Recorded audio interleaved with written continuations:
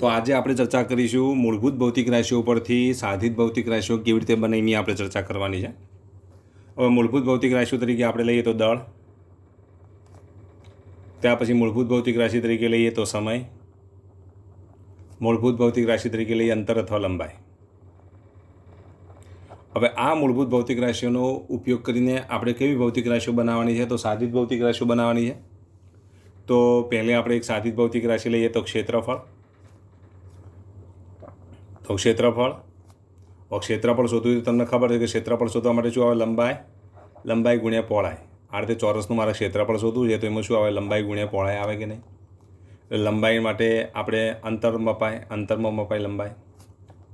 એ રીતે આ પહોળાઈ પણ શેમાં મપાય? અંતર એટલે કે મીટરમાં મપાય.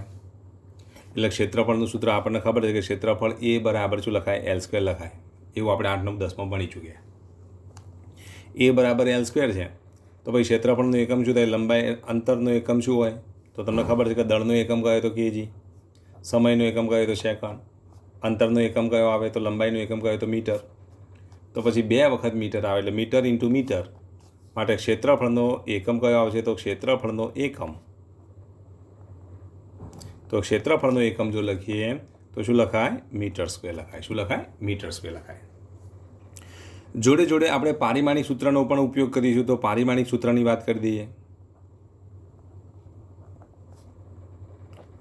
તો આમાં આપેલી ભૌતિક રાશિની અંદર આપેલા એકમનું પરિમાણ કેટલું છે એ પરિમાણ નક્કી કરવા માટે આપણે જે સૂત્રનો ઉપયોગ કરીએ છીએ એ સૂત્રને શું કહેવાય? તો પારિમાણિક સૂત્ર કહેવાય.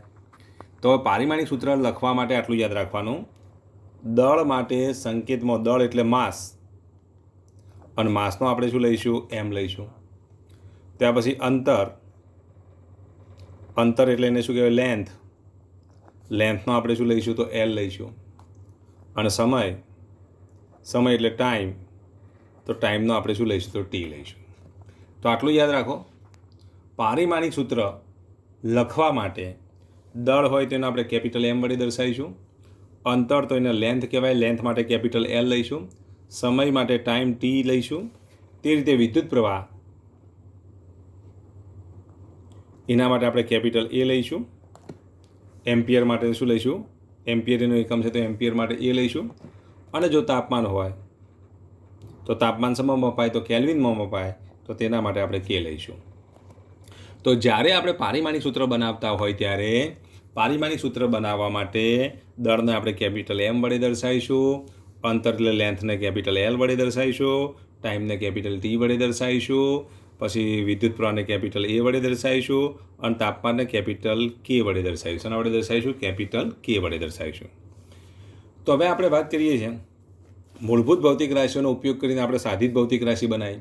તો ક્ષેત્રફળ એ કેવી ભૌતિક રાશિ કહેવાય? તો સાધિત ભૌતિક રાશિ કહેવાય. 2 વખત આપણે અંતરનો ઉપયોગ કર્યો એટલે અંતર ગુણ્યા અંતર એટલે કે લંબાઈનો વર્ગ એટલે ક્ષેત્રફળનો એકમ શું આવશે? અંતર ગુણ્યા અંતર. અથવા તો જો અહીંયા ક્ષેત્રફળ ચોરસની જગ્યાએ લંબચોરસ હોય તો લંબાઈ ગુણ્યા પહોળાઈ. એ રીતે અહીંયા ક્ષેત્રફળનો એકમ કયો આવશે? તો લંબાઈ અને પહોળાઈ બંને મીટરમાં જ મપાય એટલે મીટર ગુણ્યા મીટર એટલે અહીંયા આપણે શું લખીશું? મીટર² લખીશું. તો ક્ષેત્રફળનો એકમ મીટર² છે. હવે એ જ ક્ષેત્રફળનું જો તમારે પારિમાણિક સૂત્ર લખવું હોય તો ક્ષેત્રફળનું પારિમાણિક સૂત્ર લખવા માટે અહીંયા અંતર માટે શું લઈશું? L બરાબર. અહીંયા માત્ર અંતર જ છે બરાબર, માત્ર મીટર જ છે. તો પછી એનું પારિમાણિક સૂત્ર જો લખીએ તો એનું પારિમાણિક સૂત્ર આ રીતે લખાય. ખાલી માત્ર અંતર જ આવે છે, અંતર આવે છે માટે એને આપણે L વડે દર્શાવીએ. તો Lની કેટલી ઘાત છે? અહીંયા મીટરની 2 ઘાત છે તો અહીંયા Lની કેટલી ઘાત થશે? 2 ઘાત. તો એનું પારિમાણિક સૂત્ર થયું. આને તમે આ રીતે લખો તો પણ ચાલે. અહીંયા જો દળ નથી તો દળની કેટલી ઘાત? તો 0 ઘાત. Mની 0 ઘાત. લંબાઈની કેટલી ઘાત? તો 2 ઘાત. અહીંયા સમય આવતો નથી, સમયની કેટલી ઘાત? તો 0 ઘાત.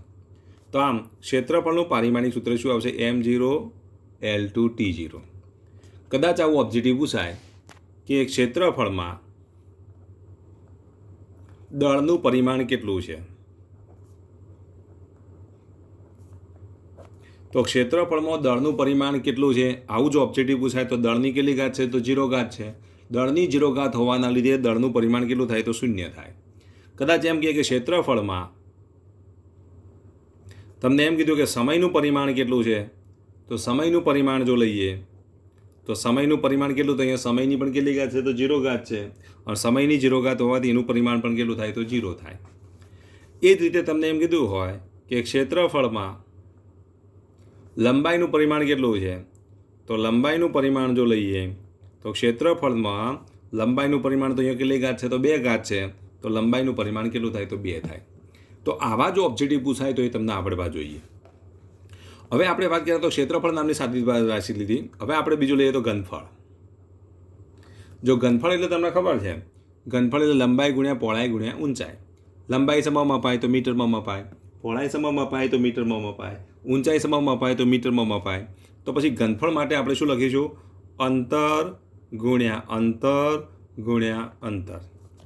એટલે અંતર ગુણ્યા અંતર ગુણ્યા અંતર માટે ઘનફળનો જો આપણે એકમ લખીએ તો ઘનફળનો એકમ શું આવશે? અંતર ગુણ્યા અંતર ગુણ્યા અંતર એટલે મીટર ગુણ્યા મીટર ગુણ્યા મીટર એટલે શું લખાય? મીટર ઘન લખાય. તો આમ ઘનફળનો એકમ કયો આવશે? તો મીટર ઘન છે. જો એનું આપણે પારિમાણિક સૂત્ર લખીએ તો પારિમાણિક સૂત્ર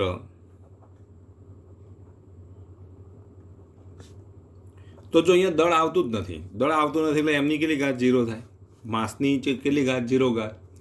અહીંયા અંતર આવે મીટર ઘન છે એટલે લંબાઈની કેટલી ઘાત થાય? 3 ઘાત થાય. સમયની કેટલી ઘાત થશે? 0 ઘાત થશે. હવે તમને એમ કીધું કે ઘનફળમાં દળનું પરિમાણ કેટલું? તો દળનું પરિમાણ કેટલું? 0. આવા ઓબ્જેક્ટિવ તમે જાતે વિચારી શકો. લંબાઈનું પરિમાણ કેટલું? તો લંબાઈનું પરિમાણ કેટલું છે? તો 3 છે. સમયનું પરિમાણ કેટલું? તો સમયનું પરિમાણ કેટલું છે? તો 0 છે. તો જો આ પ્રકારના જો ઓબ્જેક્ટિવ પૂછાય તો એ તમને આવડવા જોઈએ. હવે આપણે આગળ વધીએ. ધારો કે આપણે લઈએ ઝડપ. તો 8, 9, 10ની અંદર આપણે ઝડપ વિશે ભણી ચૂક્યા છીએ. તો ઝડપની જો વાત કરીએ તો ઝડપ બરાબર શું લખીએ છીએ આપણે? અહીંનું સૂત્ર લખીએ તો અંતર ભાગ્યા સમય.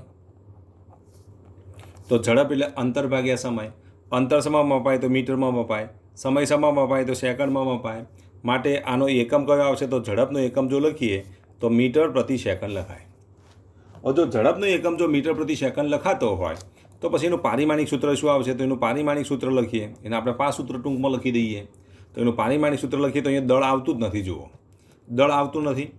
દળ નથી આવતું એટલે એમની કેટલી ઘાત થશે? 0 ઘાત. અહીંયા જો અંતર આવે છે, અંતર એટલે લંબાઈ, મીટર સમા એટલે લેન્થની કેટલી ઘાત? 1 ઘાત. સમય આપે છે પણ છેદમાં છે, છેદમાં છે તો એના અંશમાં લખીએ તો ટીની કેટલી ઘાત થશે? તો ભાગ્યા તમે આવું લખી શકો ને, ભાગ્યા ટીની 1 ઘાત. એટલે આનું સાદુરૂપ આપી દે તો આવું લખાય m0 L1 t⁻−1. ઉપર લઈ જઈએ તો ટીની કેટલી ઘાત થાય? -1 થાય. અથવા એકમને તમે આ રીતે પણ લખી શકો મીટર સેકન્ડ -1. તો આમ ઝડપનો એકમ કયો છે? તો મીટર પ્રતિ સેકન્ડ, મીટર સેકન્ડ -1. તો એનું પારિમાણિક સૂત્ર કયું આવશે? m0 L1 t⁻−1 છે. હવે ઝડપનો એ રીતે વેગ બરાબર જો વેગ લખીએ તો વેગ એ તમને ખબર છે, વેગ બરાબર જો લખીએ તો શું લખીશું? બોલો. સ્થાનાંતર ભાગ્યા સમય લખાય. હવે સ્થાનાંતરે સમા મપાય તો મીટરમાં મપાય, સમય સમા મપાય તો સેકન્ડમાં મપાય. તો પછી વેગનો એકમ પણ શું થશે? તો જે ઝડપનો એકમ છે એ જ વેગનો એકમ થાય. અને તેનું પારિમાણિક સૂત્ર તો જે ઝડપનું પારિમાણિક સૂત્ર છે એ વેગનું પારિમાણિક છે. પરંતુ આટલું યાદ રાખવાનું, આપણે ત્રીજા ચેપ્ટરમાં ભણવાનું જ છે. ઝડપ એ અદિશ રાશિ છે, જ્યારે વેગ એ કેવી રાશિ છે? સદિશ રાશિ છે. બરાબર. વેગ દર્શાવવા માટે દિશાની જરૂર પડે, ઝડપ દર્શાવવા માટે દિશાની જરૂર પડતી નથી. પરંતુ બંનેના પારિમાણિક સૂત્રો કેવા છે? સરખા છે. અને બંનેના એકમો પણ કેવા છે? સરખા છે. તો એકમો સરખા, પારિમાણિક સૂત્રો પણ સરખા છે. હવે આપણે વાત કરીએ ત્યાર પછી એકમ લઈએ તો પ્રવેગ. પ્રવેગ બરાબર શું લખીશું? તો વેગ ભાગ્યા સમય. વેગ બરાબર શું લખીશું? અંતર ભાગ્યા સમય. અને ભાગ્યા સમય તો છે જ. તો અંશનો છેદ ક્યાં જશે? છેદમાં જશે. તો પછી પ્રવેગનો એકમ કયો આવશે? અંતર ભાગ્યા શું લખીશું? સમયનો વર્ગ લખાય.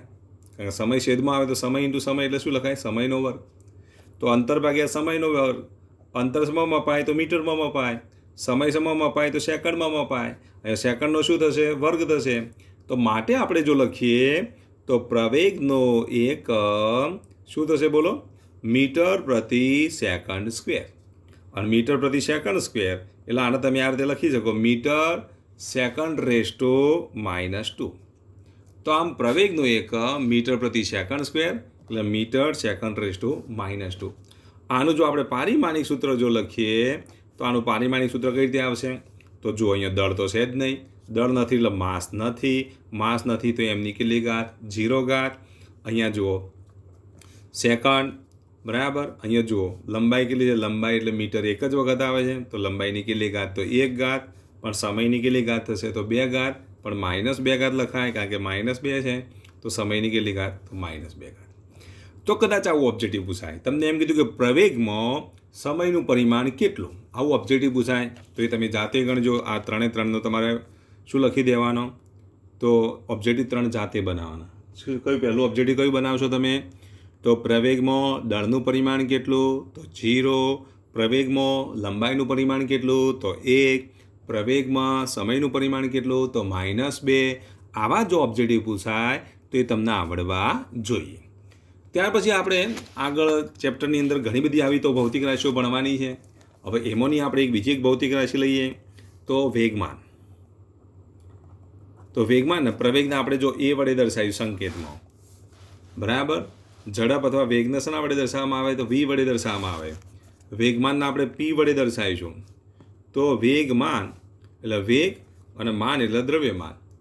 તો દળ ગુણ્યા વેગ, દળ ગુણ્યા વેગ, દળ એટલે દ્રવ્યમાન ગુણ્યા વેગ. દળ અને વેગનો જે ગુણાકાર કરવામાં આવે ત્યારે જે ભૌતિક રાશિ વ્યાખ્યાયિત કરવામાં આવે એ ભૌતિક રાશિને આપણે વેગમાન કહીશું. આના વિશે ડિટેલમાં એના પછીના ચેપ્ટરોમાં ભણવાનું જ છે. અત્યારે તો એટલું સૂત્ર જ યાદ રાખવાનું, વેગમાન એટલે દળ ગુણ્યા વેગ. શું યાદ રાખવાનું? વેગમાન એટલે દળ ગુણ્યા વેગ યાદ રાખીશું. હવે વેગમાન બરાબર જો દળ ગુણ્યા વેગ હોય તો દળ માટે આપણે શું લખીએ? તો દળ શેમાં અપાય? તો કેજીમાં. વેગનો એકમ કયો? તો મીટર પ્રતિ સેકન્ડ. તો પછી વેગમાનનો એકમ કયો આવશે? તો વેગમાનનો એકમ, દળનો એકમ કેજી, વેગનો એકમ કયો? મીટર પ્રતિ સેકન્ડ. એનો એક બીજો એકમ છે ન્યૂટન ઇન્ટુ સેકન્ડ, પણ એની ચર્ચા આપણે પછી કરીશું. અત્યારે તો આપણે આ જ એકમ યાદ રાખીએ. તો વેગમાનનો એકમ, દળનો એકમ કેજી અને વેગનો એકમ આપણે આગળ ભણી ચૂક્યા. વેગનો એકમ અહીંયા આપણે ભણી ચૂક્યા. કેટલો છે વેગનો એકમ? તો મીટર પ્રતિ સેકન્ડ છે. વેગનો એકમ મીટર પ્રતિ સેકન્ડ. તો પછી આનો એકમ કયો લખીશું? વેગમાનનો એકમ કેજી મીટર પ્રતિ સેકન્ડ. હવે કેજી મીટર પ્રતિ સેકન્ડ એના અર્થે લખો તો ચાલે, KG metre second raise to -1. તો આ વેગમાનનો એકમ થયો. જો વેગમાનનો એકમ KG metre second raise to -1 હોય તો પછી આનું પારિમાણિક સૂત્ર શું આવશે બોલો? તો આનું જો આપણે પારિમાણિક સૂત્ર જો લખીએ, કેજી માટે શું આવશે? m1, મીટર માટે શું આવશે? l1 અને સેકન્ડ માટે શું આવશે? t raise to -1. તો આ એનું શું થયું? પારિમાણિક સૂત્ર થયું. વેગમાનનું પારિમાણિક સૂત્ર યાદ રાખવા માટે હવે તમારા વારંવાર આની જરૂર પડશે. ધોરણ 11ની અંદર જરૂર પડશે, ધોરણ 12ની અંદર જરૂર પડશે. તો આનું પારિમાણિક સૂત્ર યાદ રાખવા માટે 111 યાદ રાખવાનું, પાછળનો માઇનસ. શું યાદ રાખશો? વેગમાન માટે mlt 111 પાછળનો માઇનસ. શું યાદ રાખશો? mlt 111 પાછળનો માઇનસ. આ અર્થે એનું તમે પારિમાણિક સૂત્ર યાદ રાખી શકો. હજુ આપણે ઘણી બધી ભૌતિક રાશિઓના પારિમાણિક સૂત્રો યાદ કરવાના છે, પણ અહીંયા હવે પછીના લેક્ચરમાં વાત કરીશું. આટલું તમારે યાદ રાખવાનું છે, બરાબર. એના પછીના લેક્ચરની અંદર આપણે ચર્ચા કરીશું.